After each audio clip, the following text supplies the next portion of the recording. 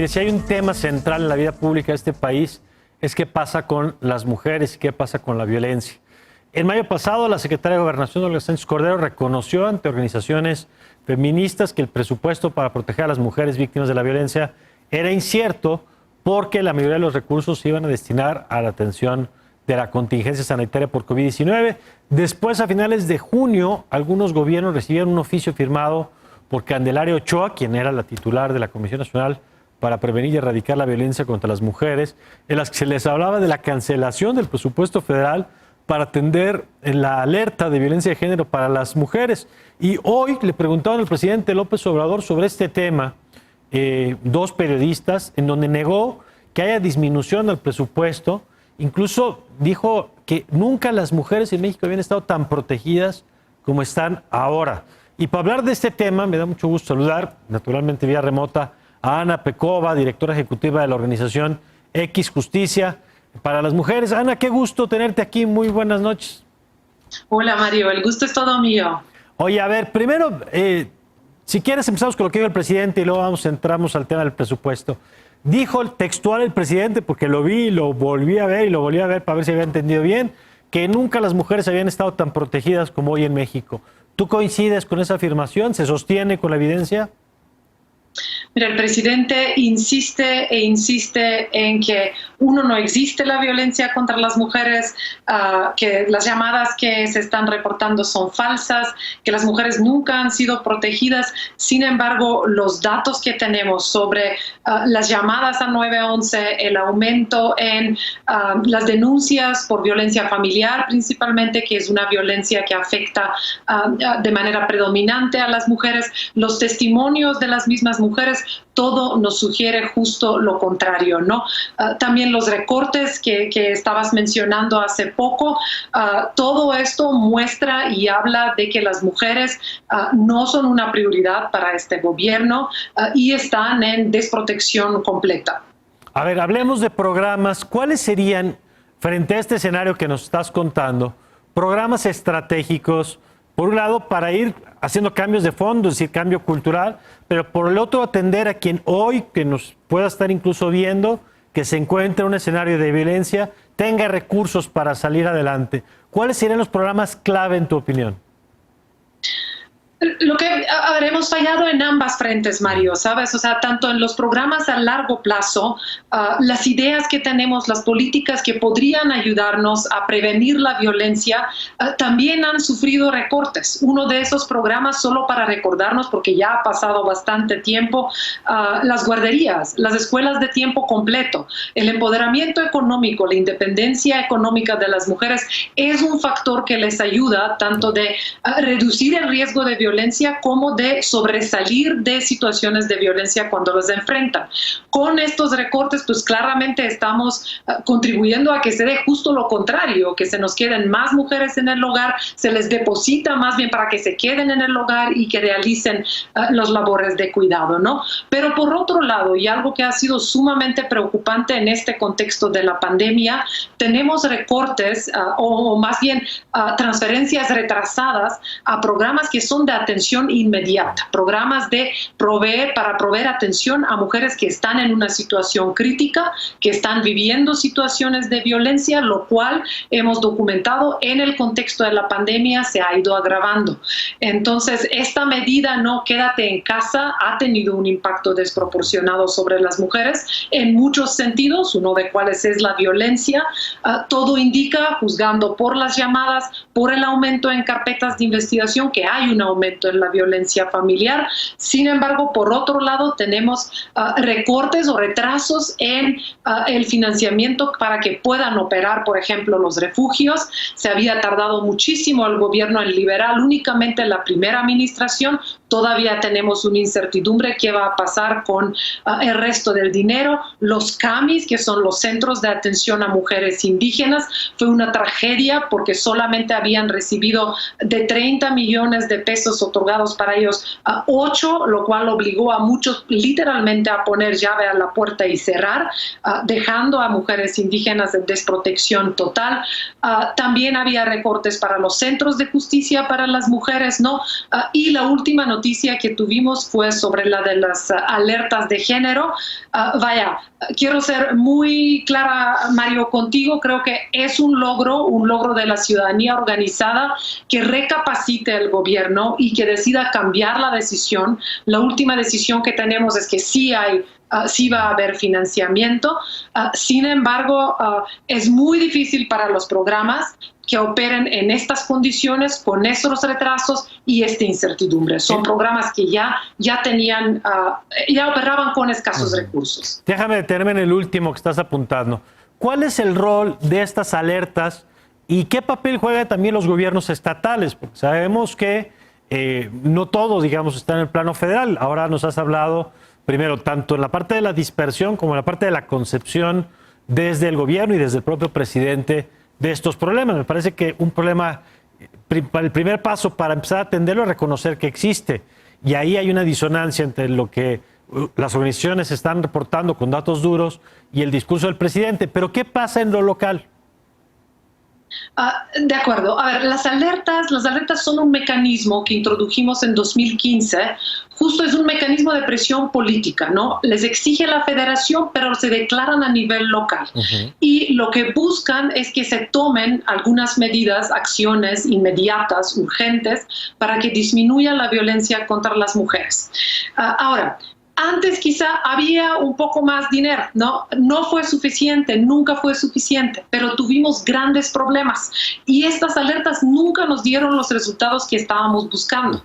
Seguimiento que habíamos dado, ¿qué nos indicó? Te doy un ejemplo del Estado de México, donde de 11 millones de pesos que se habían dedicado a las alertas en 2016, 3 millones se habían gastado para comprar tazas, 2 millones para comprar plumas, otro tanto para chalecos que no dicen ni una menos, ¿no? Alguna campaña en los camiones no se habían utilizado de manera adecuada para acciones que dan resultados, ¿no? Y nunca lograron el efecto que tuvieron que lograr. Ahora con este gobierno, con esta administración, ni siquiera tenemos los dineros, ¿no?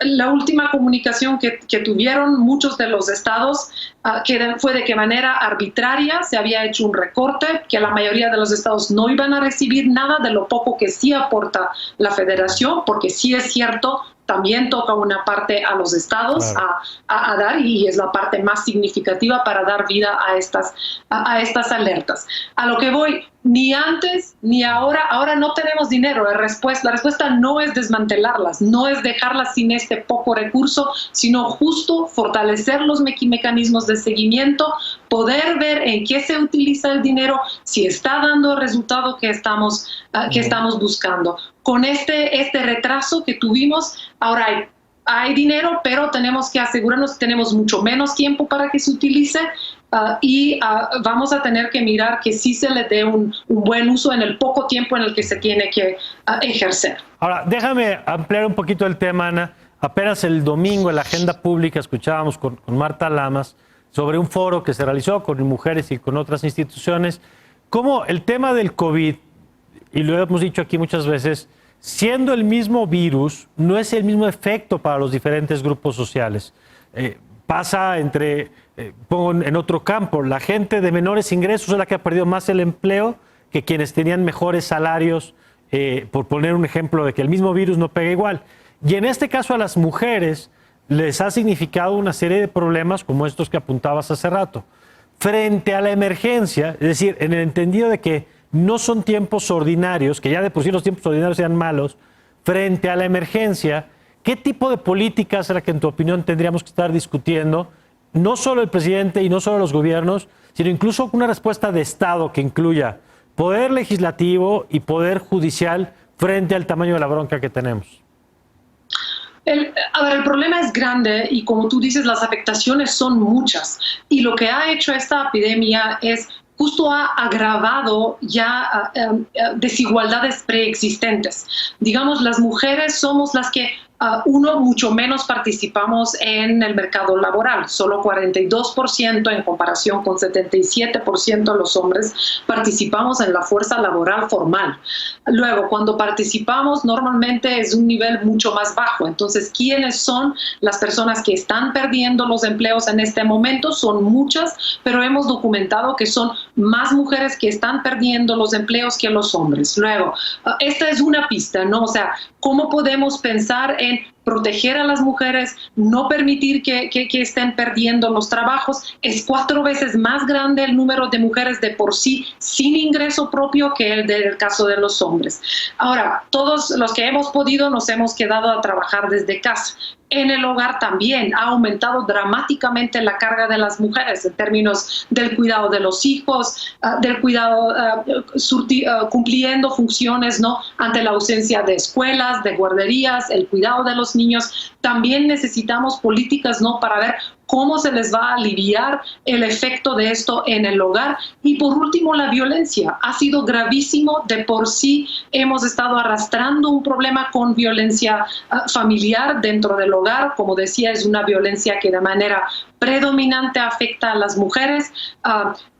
8 de 10 personas golpeadas por un familiar son mujeres, 9 de 10 personas amenazadas por un familiar son mujeres, 100% de las personas que han sido violadas en el hogar son mujeres. Entonces, ¿cómo podemos hacer algo dentro de los hogares? Políticas, también proveer programas, ¿no?, que van a dar atención inmediata. Creo que hemos fracasado en lo grande, Mario. Incluso las autoridades que tenemos, las fiscalías, el Poder Judicial, simplemente decidieron suspender actividades en este periodo y no necesariamente tomaron en cuenta las necesidades de las mujeres que han sido víctimas de violencia. Entonces, no tenemos políticas de cuidado, no tenemos políticas como ingreso vital para proteger a las mujeres que están perdiendo el empleo, y lo poco que tuvimos en términos de programas de atención directa a mujeres víctimas de violencia también se está desmantelando, no tiene recursos. Entonces realmente les estamos fallando en todos los sentidos a las mujeres de México. Y es interesante, Ana, porque sin duda si hay un tema, hay algunos temas, digamos, transversales que están moviendo a la sociedad. El tema del ambiente es uno, el medio ambiente, pero el tema del feminismo digamos, ocupando cada vez más espacio. Y si uno revisa, por ejemplo, lo que pasaba en el mes de marzo, justo cuando se dio la marcha y el paro del 8 y del 9 de marzo, el centro de la conversación estaba puesto ahí. Después llegó la pandemia y naturalmente se ha comido cualquier otro tema y ha estado en el centro de la conversación. ¿Cómo ves en ese sentido la capacidad del movimiento para volver a colocar estos temas? Digo, esto que estamos haciendo ahora es una manera de volverlo a meter en la agenda, pero ¿cómo lo ves en el contexto en el que hoy estamos viendo la disputa entre los temas de la agenda? Nada ha cambiado, Mario. Los mismos asuntos que nos movilizaron y que nos sacaron en las calles del 8 de marzo y que igual nos motivaron a quedarnos en la casa, este grande paro del 9 de marzo, siguen vigentes, ¿no? Los mismos problemas los tenemos, nada más se han agravado, como decía. Entonces, en el mismo tiempo se ha mostrado un grande músculo del movimiento feminista. Esos 2 días se sumaron tanto a la marcha como al paro, se sumaron actores que nunca antes se habían sumado a las marchas, más allá de las que formamos parte del movimiento y siempre estamos en las marchas. Se sumaron los medios, el sector privado, la academia, las escuelas, ¿no? Fue impresionante ver toda la solidaridad y cómo toda la sociedad respalda los reclamos y los pedidos de las mujeres, que todos estamos hartas de esta invisibilización, de la violencia, de la discriminación que estamos viviendo, ¿no? Entonces, tenemos que aprovechar esto justo ahora que se haya logrado que reconsidere el gobierno, ¿no? Y que no se pueden hacer este tipo de recortes en la situación en la que estamos, en la mitad de una pandemia que ha agravado el problema de la violencia contra las mujeres. Creo que un poco es logro justo a esta ciudadanía organizada, a este músculo del movimiento, ¿no? Y el respaldo de una masa mucho más amplia. De acuerdo. Pues, Ana, yo te agradezco la oportunidad de conversar esta noche.